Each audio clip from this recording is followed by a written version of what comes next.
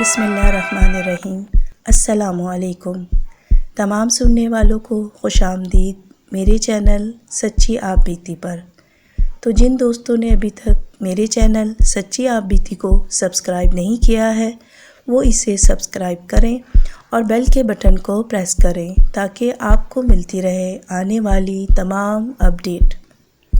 آج کی سچی آپ بیتی جو میں آپ لوگوں کے ساتھ شیئر کرنے جا رہی ہوں، یہ ایک بہت ہی دل دہلا دینے والا واقعہ ہے اور یہ ہمیں کراچی سے عائشہ نے بھیجا ہے۔ تو چلیے سنتے ہیں عائشہ کی سچی آپ بیتی۔ میرا نام عائشہ ہے اور ہماری رہائش گل بہار نمبر 1 پر ہے۔ یہ قصہ میری بہن ثنا کے ساتھ پیش آیا ہے۔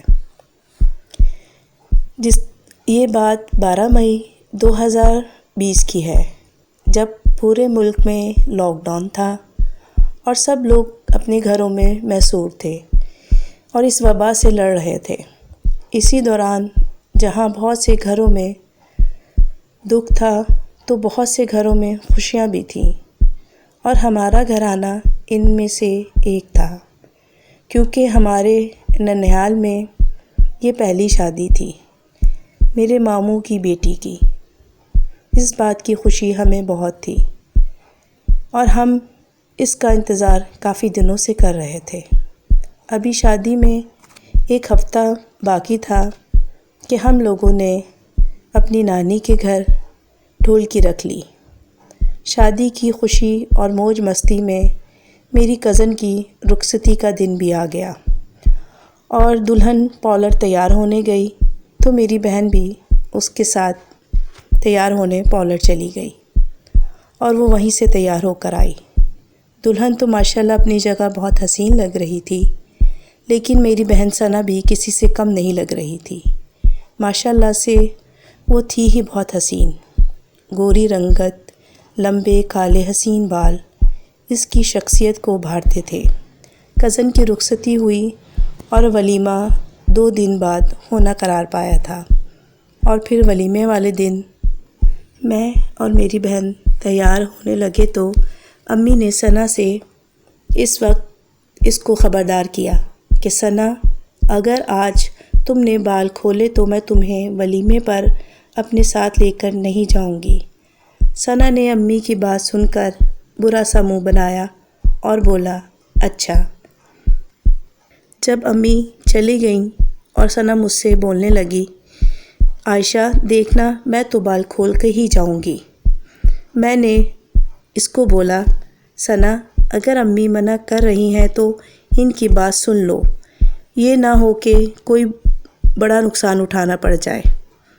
ثنا نے میری بات سنی انسنی کر دی اور پھر ہم تیار ہو کے ولیمے کے لیے نکل گئے۔ پورے راستے ثنا بالوں میں کلپ لگایا ہوا تھا اور وہ بلا کی حسین لگ رہی تھی۔ اس کی لٹیں اس کے چہرے کو چھو رہی تھی اور آج اس نے کالے رنگ کا لباس پہنا ہوا تھا جس میں وہ قیامت لگ رہی تھی۔ پھر جب ہم ولیمے پر پہنچے تو ولیمے کا انتظام میری کزن کے سسرال والوں نے گھر کے قریب ہی ایک گراؤنڈ میں کیا ہوا تھا، اور یہ ولیمے کا سیٹ اپ بہت اچھا تھا۔ اور پھر ہم سب مہمانوں سے ملے، میں اور میری بہن اپنی کزن سے ملنے اسٹیج پر چلے گئے۔ اسٹیج پر پہنچتے ہی ثنا نے ایک ادا سے اپنے بالوں میں سے کیچڑ نکالا اور اس کو اپنے بیگ میں ڈال لیا۔ اس کی یہ حرکت دیکھ کر امی نے اس کو غصے سے گھورا، جس کا اس نے کوئی نوٹس نہ لیا اور نظر انداز کیا۔ وہ اپنی تصویریں کھینچوانے میں لگ گئی۔ ولیمے سے فارغ ہو کر جب ہم واپس آ رہے تھے تو میں نے ایک بات نوٹ کی کہ ثنا بالکل خاموش ہے اور سر نیچے کر کے بیٹھی ہے۔ میں نے اس سے کہا بھی کہ ثنا کیا ہوا ہے، تو اس نے میری کسی بات کا کوئی جواب نہ دیا۔ گھر پہنچتے ساتھ ہی امی نے ثنا پر بہت غصہ کیا اور اسے ڈانٹا کہ ثنا، جب میں نے تمہیں منع کیا تھا کہ کہ تم بال نہیں کھولو گی تو تم کیوں نہیں باز آتی میری اس بات سے؟ تم نے بال تو کھولے ہی کھولے اور اتنا پرفیوم لگایا ہوا تھا، برے وقت کا کوئی پتہ نہیں بیٹا۔ امی کی بات سن کر ثنا نے ایک زوردار کہکا لگایا اور اپنے کمرے میں چلی گئی۔ لیکن ہم اس بات سے واقف نہ تھے کہ برا وقت تو آن پہنچا ہے، اور پھر وہ ہوا جس کا امی کو ڈر تھا۔ جب میں کمرے میں آئی تو ثنا چینج کر لیٹ چکی تھی، اور پھر میں نے بھی چینج کیا اور اسی کے پاس آ کر لیٹ گئی۔ پھر بیچ رات میں مجھے کسی کے ہنسنے کی آواز آئی تو میں نے آنکھ کھول کر دیکھا کہ ثنا کھڑکی پر کھڑی ہوئی ہے اور اس نے بال بھی کھولے ہوئے ہیں اور کسی کو دیکھ کر باتیں کر رہی ہے۔ پھر میں اٹھی اور کمرے کی لائٹ جلائی اور ثنا کو پوچھا تم کس سے بات کر رہی تھی، جس پر اس نے کوئی جواب نہ دیا اور بیڈ پر لیٹ گئی۔ صبح ہوتے ہی میں نے رات کے واقعے کا ذکر امی سے کیا، اور جب امی نے ثنا سے پوچھا کہ تم رات کس سے باتیں کر رہی تھی، ثنا نے بولا نہیں امی، یہ تو پاگل ہو گئی ہے، اس نے کوئی خواب دیکھا ہوگا۔ اور پھر وہ سارا دن بالکل نارمل رہی۔ شام میں جب میں چائے پینے کے لیے اس کو کمرے میں بلانے گئی تو ثنا اپنے کمرے میں موجود نہیں تھی۔ میں نے امی کا کمرہ بھی دیکھا، وہ وہاں پر بھی نہیں تھی۔ پھر مجھے خیال آ گیا کہ شاید یہ چھت پہ چلی گئی ہوگی، اور جب میں چھت پر گئی تو میں نے یہ دیکھا کہ ثنا چھت پر بیٹھی ہوئی ہے اور اس کے تمام بال کھلے ہوئے ہیں اور اس نے سر بھی جھکایا ہوا ہے۔ میں نے اس کو بہت آوازیں دیں کیونکہ مجھے اس کے قریب جانے سے ڈر لگ رہا تھا۔ پھر میں نے چیخ کر امی کو نیچے سے اوپر بلایا، امی جلدی اوپر آئیں، دیکھیں ثنا کو کیا ہو گیا ہے۔ پھر امی اوپر آئیں تو وہ ثنا کو دیکھ کر بہت پریشان ہو گئیں۔ انہوں نے مجھے کہا بیٹا تم آیت الکرسی پڑھو، اور اس کے پاس گئی، اس کو زور سے آواز دی۔ جیسے ہی ثنا نے سر اوپر اٹھایا اس کی آنکھیں سرخ انگارہ ہو رہی تھیں۔ امی نے مجھے فوراً بولا عائشہ آیت الکرسی کا ورد جاری رکھو بیٹا، اور امی بھی آیت الکرسی پڑھنے لگی اور ہم نے ثنا پہ دم کیا۔ جیسے ہی آیت الکرسی پڑھ کر میں نے اور امی نے ثنا پر دم کیا تو ثنا ایک دم نڈھال ہو کر زمین پر گر گئی، اور اس کو اٹھا کر میں اور امی نیچے لائے۔ پھر امی نے سورہ بقرہ پڑھ کر پانی پر دم کیا، ثنا پہ چھڑکا اور ثنا کو اٹھا کر پلایا۔ ثنا وہ ثنا لگ ہی نہیں رہی تھی، اس کے بال کھلے ہوئے تھے، اس کی آنکھیں سرخ انگارہ ہو رہی تھیں اور وہ ہمیں عجیب سی نظروں سے دیکھ رہی تھی۔ اللہ پاک کیا ہو گیا ہے میری بہن کو، مجھے اس قدر رونا آیا اور میں اللہ سے دعا کرنے لگی کہ اللہ میری بہن کو ٹھیک کر دے۔ اور میں نے امی سے کہا کہ امی آپ ابو کو فوراً فون کریں، ابو کو گھر بلائیں، ہم بہت بڑی مصیبت میں پڑ گئے ہیں۔ اور پھر میری امی نے ابو کو گھر بلایا۔ ابو جب گھر آئے امی نے تمام واقعہ ابو کو بتایا۔ ابو نے کہا اللہ پہ بھروسہ رکھو، اللہ بڑا غفور و رحیم ہے، وہ سب ٹھیک کر دے گا۔ امی سے پوچھنے لگے کہ تم نے اس کو سورہ بقرہ کا پانی دیا ہے؟ امی نے کہا جی، میں نے اس پر دم بھی کیا ہے اور اسے سورہ بقرہ کا پانی بھی پلایا ہے۔ اس کے بعد وہ ٹھیک تھی اور اپنے بستر پر ہی لیٹی رہی۔ پھر میں نے امی سے کہا کہ امی آج آپ ہمارے پاس ہی ہمارے کمرے میں سوئیں کیونکہ مجھے بہت ڈر لگ رہا ہے۔ امی نے کہا بیٹا میں آپ لوگوں کے پاس ہی سوؤں گی۔ اور پھر امی عائشہ کے ثنا کے پاس بیڈ پر ہی لیٹ گئی اور میں نیچے بستر کر کے۔ امی تمام رات دعائیں کرتی رہیں اور قرآن پاک کی تلاوت کرتی رہیں اور ثنا پر دم کرتی رہیں۔ نہ جانے کون سا وقت تھا کہ میری آنکھ لگ گئی اور شاید امی کی بھی آنکھ لگ گئی تھی، اور میری آنکھ امی کے چیخنے پر کھلی۔ امی مجھ سے پوچھ رہی تھیں، عائشہ ثنا کہاں ہے؟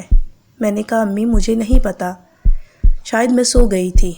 امی نے کہا میری بھی صرف ایک لمحے کو آنکھ لگی ہے، اور جب میں اٹھی ہوں تو عائشہ کمرے میں نہیں تھی۔ پھر ابو کو ہم نے آواز دی اور پورا گھر چھان مارا، عائشہ گھر میں نہیں تھی۔ جب گھر کا مین دروازہ دیکھا وہ تو اندر سے کنڈی ہی لگی ہوئی تھی، لیکن چھت کے دروازے کی کنڈی کھلی ہوئی تھی، اور یہ دیکھتے ساتھ ہی ہم سب اوپر چھت پر بھاگے۔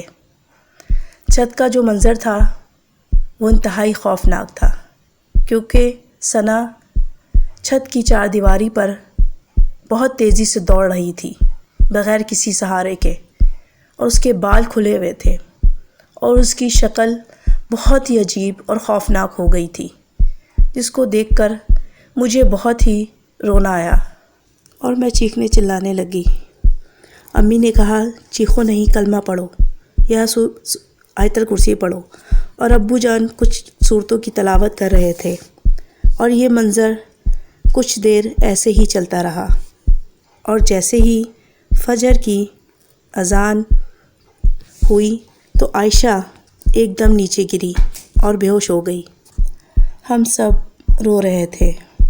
ابو ثنا کو گود میں لے کر نیچے آئے اور امی سے بولا کہ میں نماز پڑھ کر مولوی صاحب کو لے کر آؤں گا۔ پھر ابو نماز کے بعد مولوی صاحب کو اپنے ساتھ لے آئے۔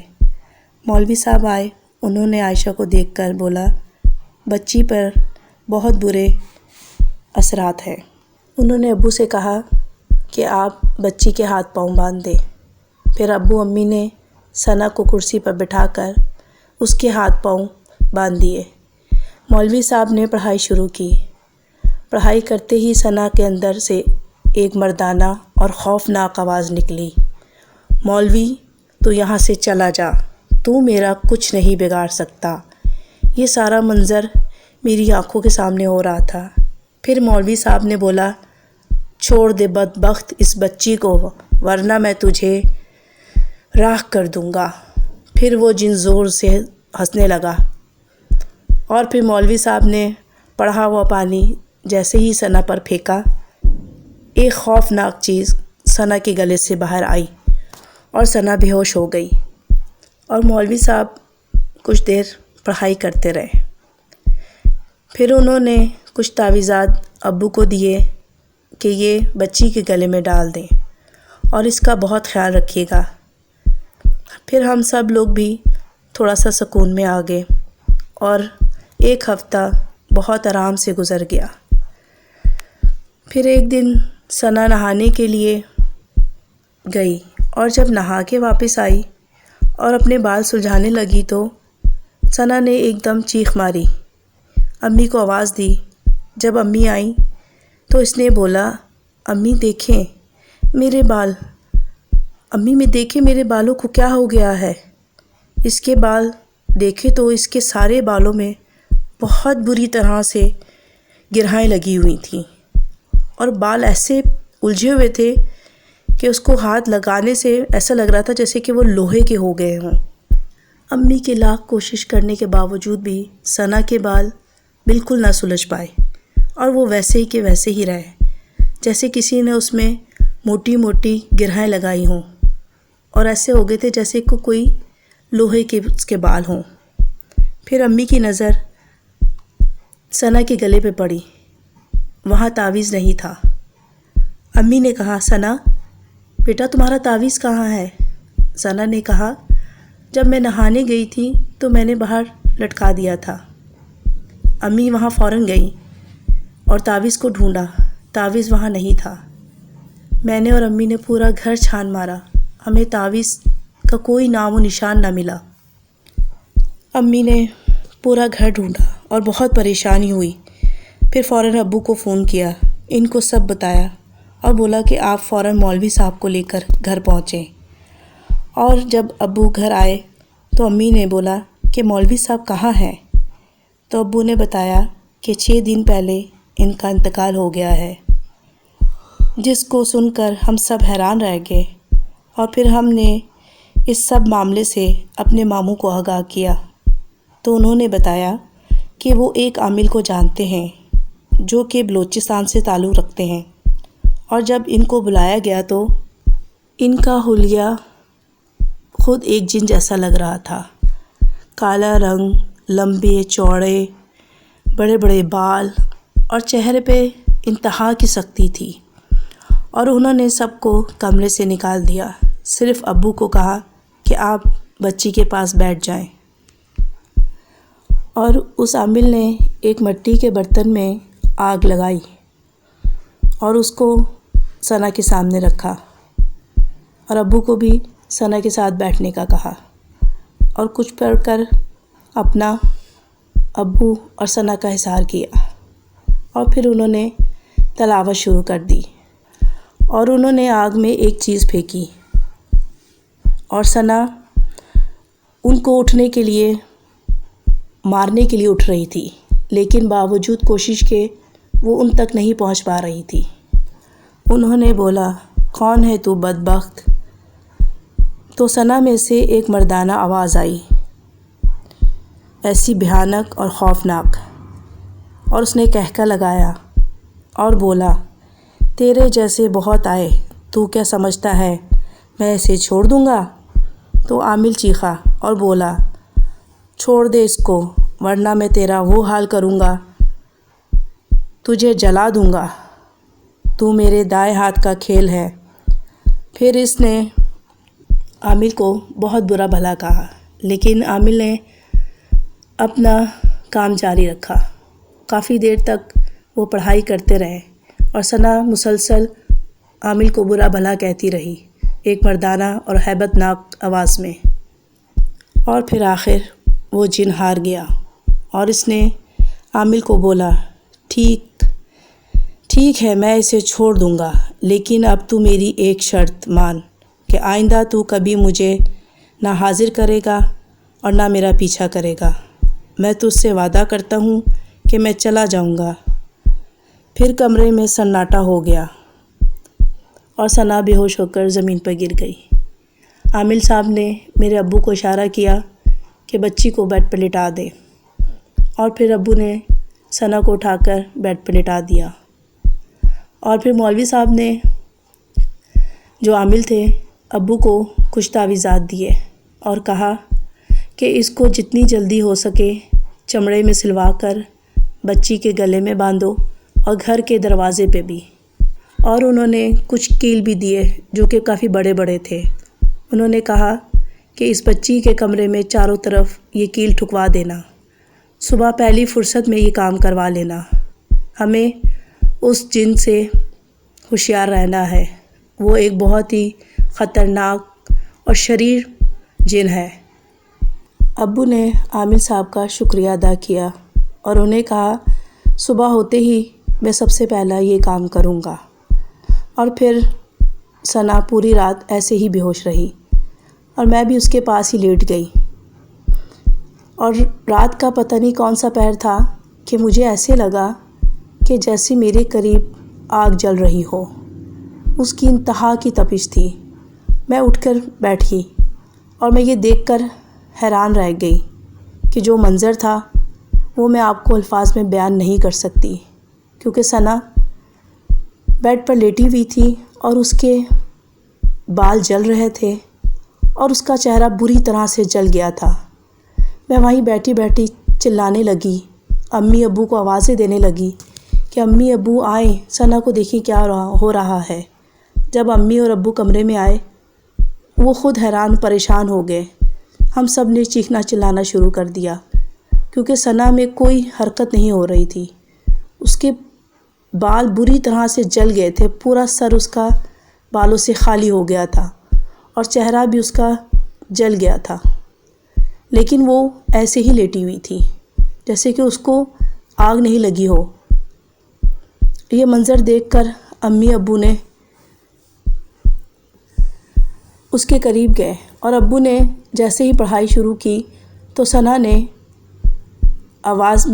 مردانہ آواز میں بولا کہ میں نے کہا تھا کہ میں چلا جاؤں گا، لیکن تیری بیٹی کو کسی کے قابل نہیں چھوڑ کر جاؤں گا۔ میری یہ بات یاد رکھ، اگر آئندہ تم لوگوں نے میرا پیچھا کیا تو میں تیری بیٹی کو جان سے مار دوں گا۔ اور پھر کچھ دیر بعد آگ غائب ہو گئی، لیکن میری بہن کی زندگی برباد ہو گئی۔ میری خوبصورت حسین بہن آج ایک زندہ لاش بن چکی ہے اور اسی طرح بستر پر لیٹی رہتی ہے، نہ کسی سے بات کرتی ہے، نہ کچھ بولتی ہے۔ ہمارے رشتہ داروں نے امی ابو کو بہت کہا کہ اس کا کچھ علاج کروا لیں، لیکن اس ڈر سے کہ کہیں وہ اسے جان سے ہی نہ مار دے، میری امی ابو نے دوبارہ پھر کوئی بھی علاج نہ کیا۔ اور میں یہ بات اپنی تمام بہنوں سے کہنا چاہتی ہوں کہ اللہ کا واسطہ ہے، آپ کہیں بھی جائیں اپنے بالوں کو باندھیں اور خوشبو بالکل مت لگائیں۔ یہ آپ میری بہن کا انجام دیکھ لیں کہ اس نے میری ماں کی بات نہیں مانی تھی، اور آج کتنے بڑے دکھ سے ہم لوگ گزر رہے ہیں۔ اللہ پاک تمام بچوں کی حفاظت فرمائے اور ہم سب کو دین پہ عمل کرنے کی توفیق دے۔ تو یہ تھی عائشہ کی سچی آپ بیتی۔ امید کرتی ہوں کہ آپ لوگوں کو بہت پسند آئے گی۔ آپ میری اس ویڈیو کو لائک کیجیے گا اور اپنے دوستوں کے ساتھ شیئر کیجیے گا۔ تو چلیے چلتے ہیں آج کی ایک اچھی بات کی طرف۔ جب سایہ قد سے بڑا اور باتیں اوقات سے بڑی ہونے لگ جائیں تو سمجھ جائیں سورج غروب ہونے والا ہے۔